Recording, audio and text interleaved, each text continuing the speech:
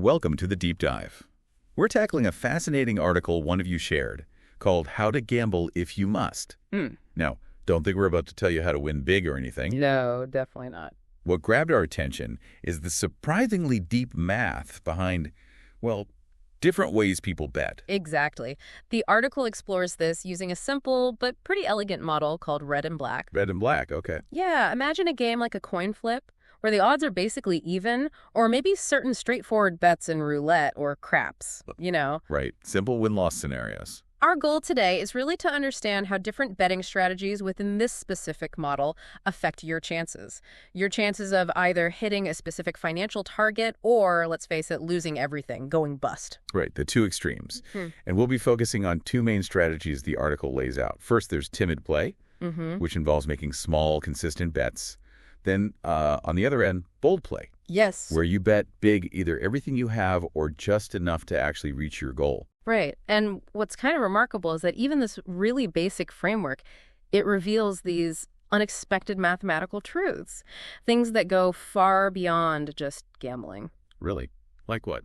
Well, it touches on probability theory, obviously, but also how random events unfold over time, stochastic processes, and even connections to the complex world of dynamical systems. Wow, okay.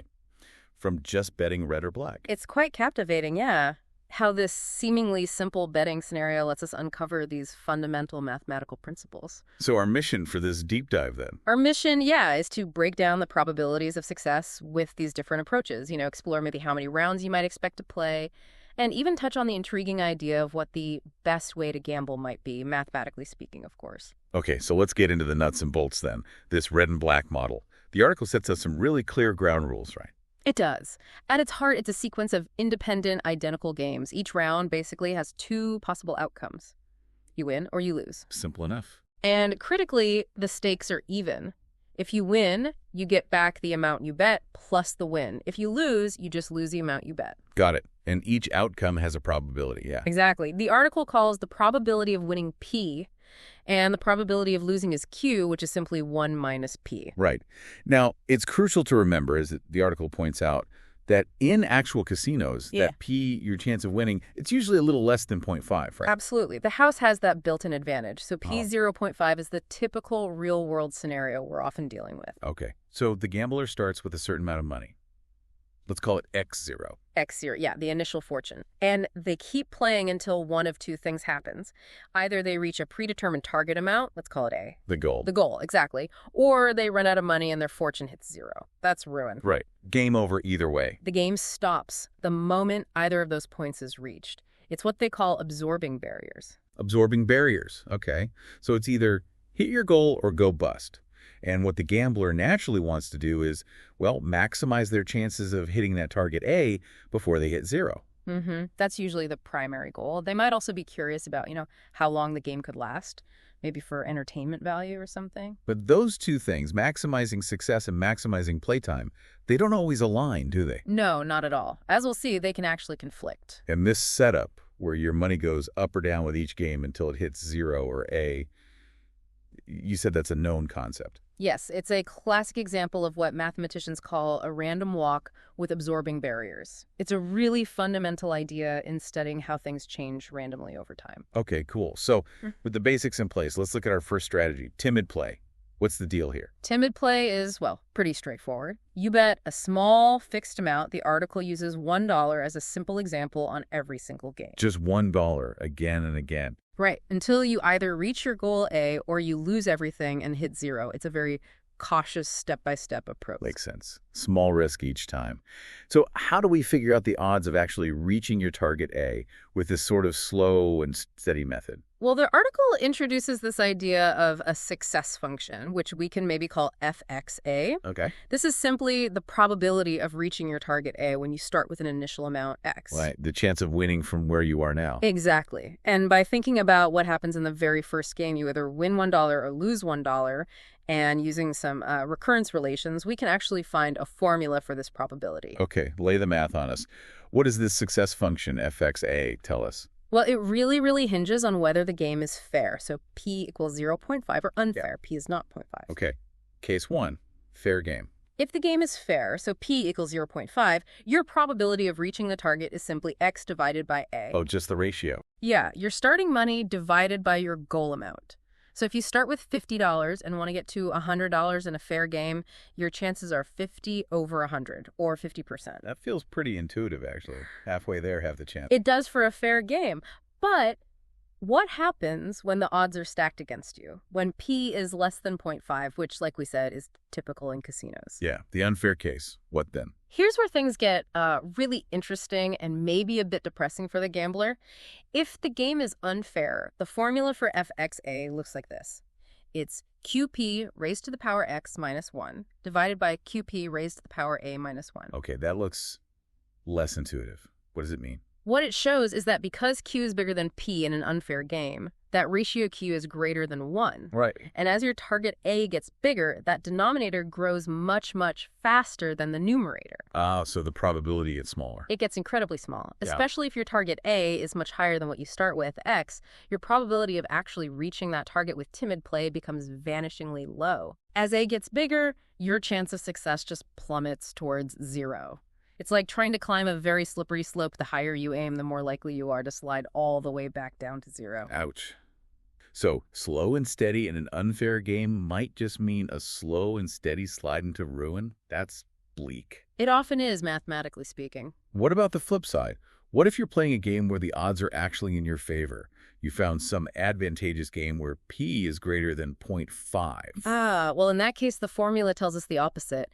Because p is now bigger than q, the ratio qp is less than 1. Huh. And the math works out such that your probability of success is actually higher than that simple SAT ratio you get in a fair game. And it keeps getting better as p increases further above 0.5. So if you genuinely have an edge, timid play becomes a much more viable way, maybe even a good way, to try and reach your goal. Yes, in that favorable scenario, timid play starts to look much more appealing for reaching the target. Interesting. So the fairness or lack thereof of the game is really the absolute key to how effective timid play is for reaching your goal. Absolutely crucial. Now, what about the other thing we mentioned? How many games can you expect to play with timid play? Is it quick or does it drag on? Right, the expected duration.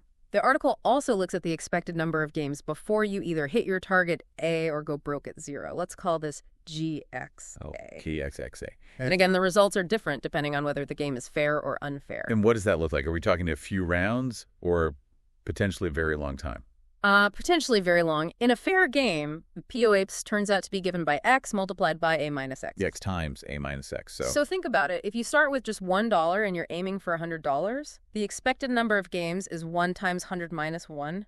That's 99 games. Okay, 99 games seems reasonable. But if you start with $50 and your goal is $100, so Kai's 50, A 100. Then it's 50 times 100 minus 50, 50 times 50. That's 2,500 games. Wow.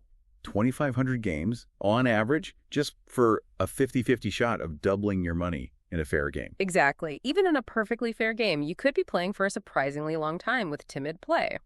And notice how the expected duration really shoots up as your starting amount X gets closer to halfway between 0A. That really shows you the time cost involved, doesn't it? Uh-huh. It could take ages. What about if the game is unfair? PO could say 0.5. Does the expected duration change a lot? Yes, it does. The formula is a bit more complicated then. It's XQP minus AQP times that success probability FXA. Okay. The main point is that if P is not equal to 0.5, the expected number of games also depends on your probability of success. Yeah. Generally, in unfair games, P 0.5, even though your chances of reaching the target are really low, Yeah. you might still end up playing for quite a long while on average before you eventually lose everything. It can be a long, slow grind to ruin. Not a great prospect. Now, the article touches on something intriguing. What happens if you increase your constant bet in timid play? Let's say instead of betting $1, you bet $2 each time. Assume your start and target are multiples of $2, of course. Does that change your odds of success? That's a good question, and the analysis shows something quite interesting, maybe counterintuitive again. Okay. If the games are unfair, so POB 0.5, increasing your constant bet actually decreases your probability of reaching your target A. Wait, betting more makes you less likely to win in an unfair game? With timid play, yes. If the games are fair, PO 0.5, it doesn't make any difference to your chance of success. It stays X. Right. And if the games are favorable, PO 0.5, betting more actually increases your odds of winning. That's not what I would have guessed for unfair games. You'd think betting more might, I don't know, get you to your goal faster if you get lucky, but it sounds like just speeds up your journey to zero overall. That seems to be the effect. And what about the expected number of games if you bet more? Does that change too? Yes. As you might expect, increasing your bet size generally leads to a decrease in the expected number of games you play, regardless of P. Ah, okay. You'll reach either your target or zero more quickly because you're taking bigger steps. So in unfair games, betting more seems to just accelerate your almost certain loss, and you get there faster. Right. Less time playing, but also an even lower chance of winning. Okay, so timid play sounds, well, timid, maybe a bit grim, and probably not the best approach in the long run, especially in a typical casino setting. Mathematically, for reaching a target in an unfair game, it looks pretty bad, yes. Let's switch gears completely then and talk about the other extreme, bold play. What's the strategy here? Bold play is, the complete opposite of timid. In each game, you bet either your entire current fortune or you bet the exact amount you need to reach your target A, whichever amount is smaller. Whoa. So if you have $30 and need $100, you need $70 more. Since $30 is less than $70, you bet your whole $30. Exactly. If you win, you have $60. If you lose, you have $0. And if you had, say, $80 and needed $100, you need $20 more. Right. Since $20 is less than your current $80, you bet just $20. So you either hit $100 if you win or drop to $60 if you lose. Precisely. It's a high-risk strategy, definitely. Yeah. Potentially high reward or potentially quick ruin. All or nothing, or just enough to get there. That sounds pretty intense. What does the math say about your chances of success, your probability of reaching a mayor with this bold strategy? Okay, so one of the first fascinating things we learned from the article is that with bold play, only the proportion of your initial fortune relative to your target actually matters. The ratio again. Yes. So if you start with half the amount you need, your probability of success is the same whether you're aiming for $100 starting from $50 or aiming for $1,000 starting from $500. That's useful. It simplifies things. It does. It allows us to normalize the problem. We can just think of the target as being 1 and your starting amount as a fraction x between 0 and 1. Okay, target is 1, start is x. So how do we figure out the probability of reaching that target of 1, starting with x? Right. The probability of success, which we can call maybe fx for bold play, it follows a rather interesting pattern described by a functional equation. Functional equation. Yeah, it relates the function's value at one point to its value at another point. So remember the betting rule. Yeah. Bet mix 1x. Right. Bet everything if x equals 0.5. Bet 1x if bet 0.5. Exactly. So if your current amount x is half or less x 0.5, you bet x. You either get to 2x if you win with probability p or 0 if you lose. This means the success probability fx must equal p times the success probability starting from 2x, so fx equals p f2x. Okay. But if your amount x is more than half by 0.5, you bet 1x. If you win, probability you reach the target 1 immediately. If you lose prob q, you end up with x, 1x, which is 2 by 1. So in Right. this case, fx for p, probability of success from 1, which is 1 plus q, probability of success from 2 by 1. That gives us fx equal p plus q, f2 by 1. Oh, fx, pf2x for x is 0.5, and fx, p plus q, f2 by 1 for by 0.5. That looks, well, more complicated than the equation for timid play. What does this tell us about the probability of winning with bold play? It's definitely more intricate. And here's where things get really mathematically elegant, and it connects to some surprising areas like dynamical systems. How so? Analyzing this functional equation, especially thinking about what happens over many plays, involves looking at the binary representation of your starting amount x, like x written in base 2. Binary representations in gambling. Seriously, that's not something you hear every day. How do they fit in? Well, think about the fortune dynamics. If Yeah. by 12, the next fortune is 2x if you win. If by 12, the next fortune is 2 by 1 if you lose. These transformations, 2x and 2 by 1, are related to the doubling map or Bernoulli shift when you look at binary expansions. Basically, each step shifts the binary point. Okay, shifting the binary point. It turns out that whether you ultimately reach your target depends on the sequence of wins and losses in relation to the sequence of binary digits of your initial fortune, x. The article introduces this idea of a random variable, let's call it W, whose binary digits are determined by the outcomes of the games, like maybe 0 if you win, 1 if you lose, or vice versa, depends on the setup. And it shows that your probability of success, Fx, is actually the probability that this random variable W is less than your starting fraction x. Fx equals PWX. Okay, that's a clever connection. Fx is a cumulative distribution function. What kind of distribution does this random variable W have? Well, that depends on P again. For a fair game, P equals 0.5. It turns out this random variable W has a perfectly uniform distribution between 0 and 1. Ah, uniform. So if W is uniform, then PWX is just .x. Exactly. So for fair games, P equal or 0.5, the probability of success, Fx, is simply x. Wait, that's the same as timid play for a fair game? Fx is A, which is just x if A won. Precisely. For fair games, both the slow and steady timid approach and the high-risk bold approach give you the exact same overall probability of reaching your target, which is just the fraction of the target you start with. That's fascinating. So in a fair game, the level of risk in your betting strategy, timid versus bold, doesn't actually change your overall odds of success. Just how quickly you find out the result, maybe. It seems so. But what about unfair games, P 0.5? What happens to that distribution of W and therefore to Fx then? Yeah, the casino case. This is where the math becomes truly fascinating and, frankly, a bit weird. For unfair games, this distribution of W becomes what's called a singular continuous distribution. Singular continuous, what does that mean? It means the cumulative distribution function, or Fx, is continuous. There are no sudden jumps in probability. And it's strictly increasing. A higher starting capital always gives a slightly better chance, but its derivative is 0 almost everywhere. Zero derivative. So Yeah. It's flat most of the time. How can it increase if it's flat? Exactly. Imagine a staircase, like the Cantor function or Devil's staircase, that's always going up overall, but it does so by climbing on an infinite number of points while being perfectly flat almost everywhere else. It's a very unusual, almost fractal-like distribution. A continuous function that doesn't really have a rate of change most places. That sounds mathematically wild. So what does that mean practically for the probability of success Fx in unfair games with bold play? It means that while your probability of success Fx still increases as your starting amount x goes up, it does so in this very peculiar, non-smooth way. It's not a straightforward relationship like Saya. But is Fx generally higher or lower than the timid play probability in unfair games? Oh, Fx for bold play is generally much higher than the success probability for timid play in unfair games, especially for large targets where the timid probability goes towards 0. Bold play gives you a substantially better shot, even if the odds are against you. Okay, so bold play in unfair games gives you a better chance than timid play, which is near 0 for big targets. But the actual probabilities are governed by this bizarre, singular, continuous distribution. That's the picture, yeah. What about how many games you can expect to play with bold play? Is it as potentially long as timid play could be? We saw timid could be thousands of games. No, quite the opposite, actually. The expected number of games with bold play, which we can call GX, tends to be much, much smaller. How small? Again, the binary representation of x is key. For a fair game, p equals 0.5, if x has a simple binary form, like x equals 12 or 14 or 34, a binary rational number, the expected number of games, gx, is very close to 2. It's 2 minus a small term related to how many digits are in its binary expansion.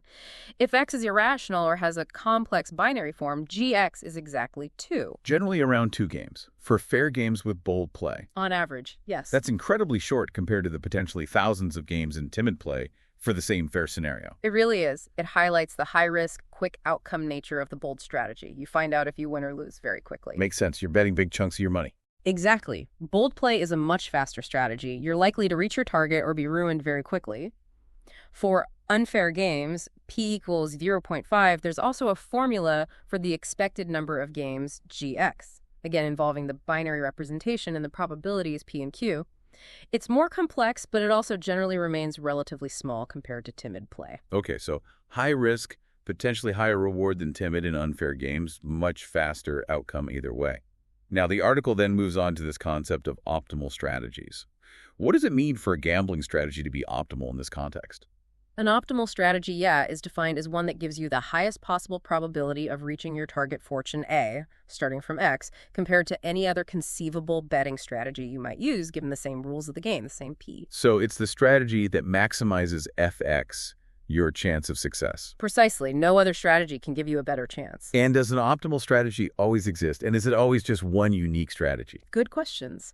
The article points out that whether an optimal strategy exists and whether it's unique depends, crucially, on that probability of winning peel. Okay. So what are the cases? For games where your probability of winning is equal to or greater than 0.5, so P 0.5, and importantly, where you have to bet in minimum units, like you can't bet fractions of a cent, you have to bet at least $1, say. Right, like in Timid play, betting $1. In that situation, it turns out that timid play is an optimal strategy. Timid play. The slow and steady approach is the best way to play when the odds are fair or even in your... Well, that's more of a theoretical case discussed.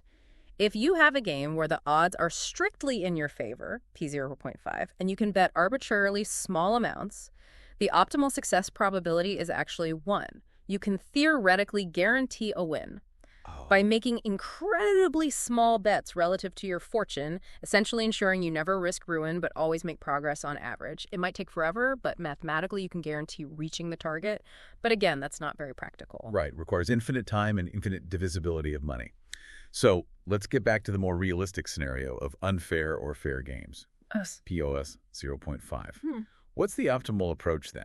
We saw timid play wasn't great for unfair games. Right. In these cases, when POS 0.5, bold play is an optimal strategy. Bold play is optimal. Yes. You cannot do any better in terms of maximizing your probability of reaching your target, starting from X, than by using the bold play strategy when the odds are fair or against you. So the high-risk, bet-it-all or just-enough strategy is the best way to play when the odds are against you or even. That's another really counterintuitive finding. It is. It seems like the best mathematical advice to try and overcome bad odds or even fair odds is to take those big swings. Minimize the time you're exposed to the unfavorable or merely fair probabilities. Give yourself fewer chances to lose, essentially. That's one way to think about it. But here's another fascinating twist from the article. Oh, there's more. For the unfair case, P 0.5, bold play isn't the only optimal strategy. It's not unique. No, there are actually an infinite number of other betting strategies that achieve the exact same maximum probability of success as standard bold play. An infinite number of optimal strategies. How can that be? It's pretty wild. The article mentions one example called the second-order bold strategy. Second-order bold. Okay, what's that all about? How does it differ from the first-order bold play we discussed? It's a slightly more complex way of playing boldly, involving the halfway point A2, or just 12 in our normalized case.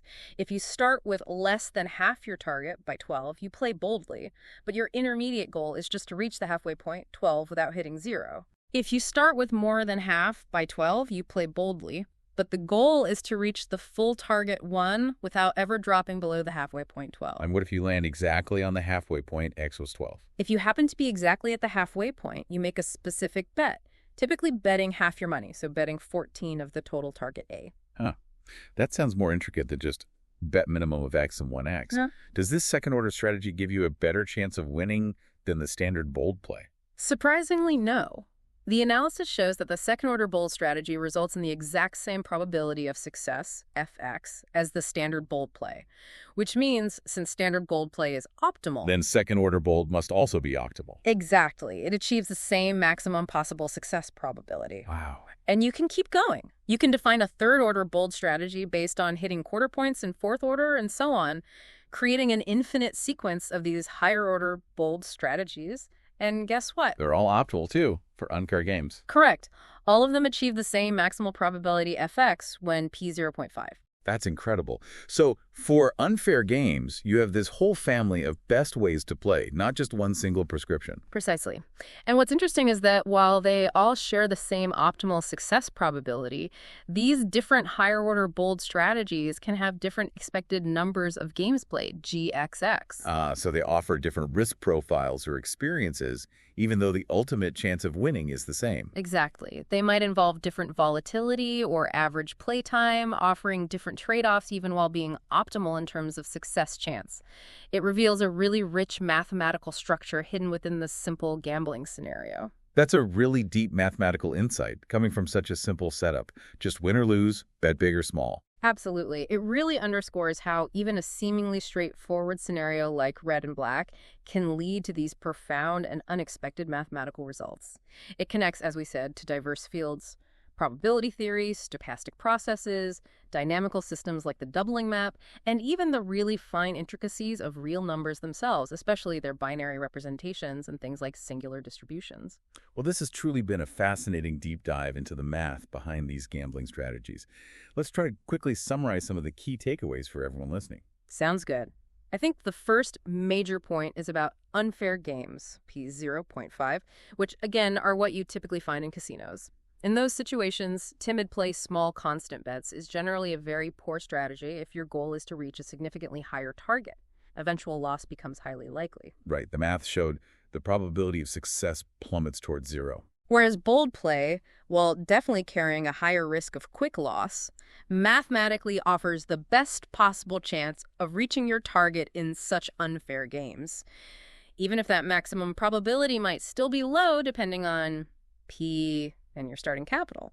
So, if you must gamble in an unfair game and want the best shot at a specific target, go bold.